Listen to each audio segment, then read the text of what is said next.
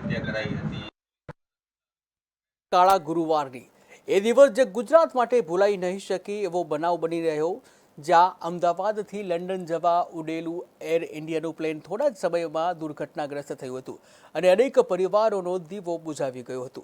આ દુર્ઘટનામાં માંગરોળ તાલુકાના તરસાડી ગામના દંપતી અર્જુનસિંહ અને દિવ્યાબા વાંસડિયા પણ ભોગ બન્યા હતા। ત્યારે ડીએનએ પ્રક્રિયા બાદ મૃતદેહ વતન લાવવામાં આવતા તરસાડી ગ્રામ શોકમગ્ન બન્યું હતું અને આજે સમગ્ર નગર તેમની અંતિમ વિદાય માટે જોડાયું હતું।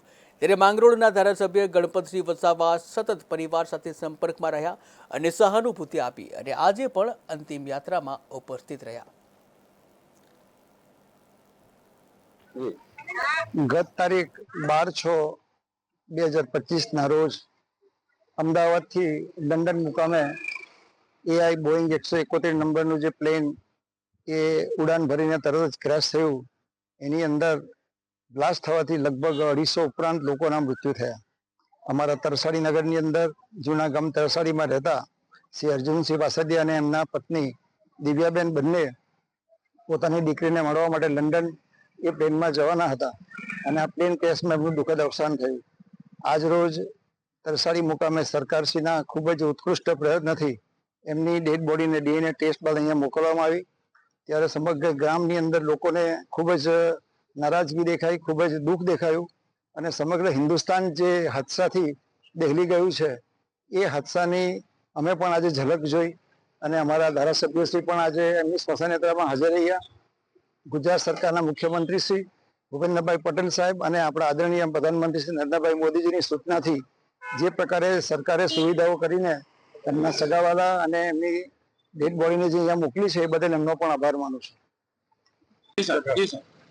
થોડા દિવસ પહેલા જ અમદાવાદ મુકામે જે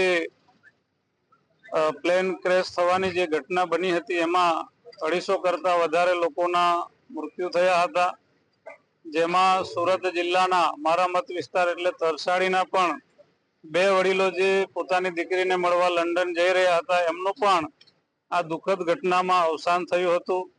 ત્યારે ડીએનએ મેચ થયા બાદ આજે બંને વડીલોનું બોડી એ સોંપવામાં આવ્યું છે અને રાજ્ય સરકારે ખૂબ સારી વ્યવસ્થા કરીને આ બોડી એમના વતન સુધી પહોંચાડવાની વ્યવસ્થા કરી છે।